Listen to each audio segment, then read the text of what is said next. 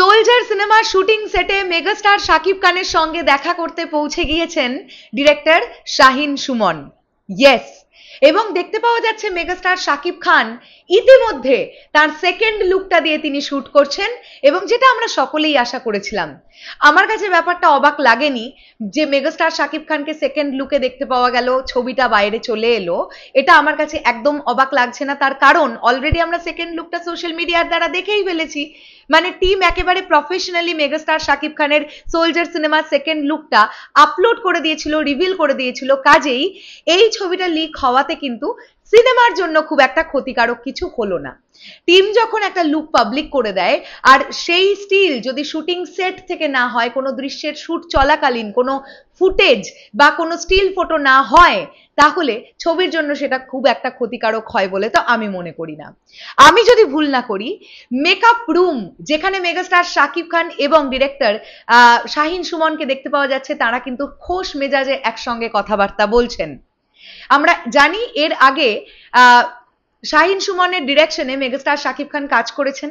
সিনেমাটার নাম ছিল লাভ ম্যারেজ। নায়িকা হিসেবে ছিলেন অপু বিশ্বাস। মেগাস্টার শাকিব খান এবং অপু বিশ্বাস এই জুটি এখন যদি বড় পর্দায় আসে, বক্স অফিসে আগুন লাগবে কি? তোমাদের কি মনে হয় সেটা কমেন্ট করে জানাতে পারো।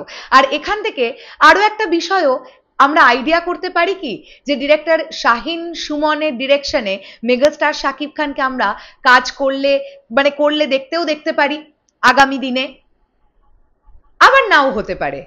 এমনি হয়তো ডিরেক্টর শাহিন সুমন কাছাকাছি ছিলেন, তিনি খবর পেয়েছেন মেগাস্টার শাকিব খান শুট করছেন, তাই তিনি দেখা করতে চলে এসেছেন, এটাও হতে পারে।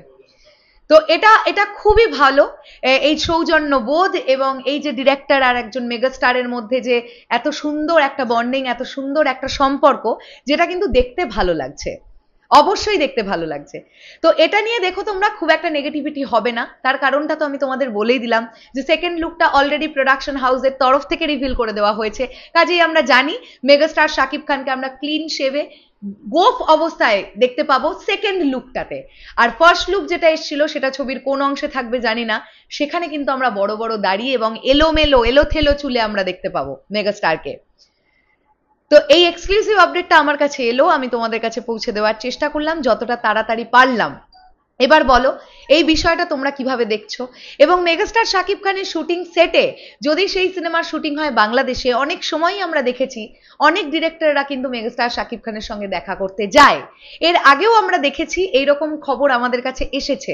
এখন দেখবার ব্যাপার এটাই হবে যে শাহিন সুমনের সঙ্গে মেগাস্টারের খুব রিসেন্টলি কিছু কাজের পরিকল্পনা চলছে বা কথাবার্তা হচ্ছে কিনা।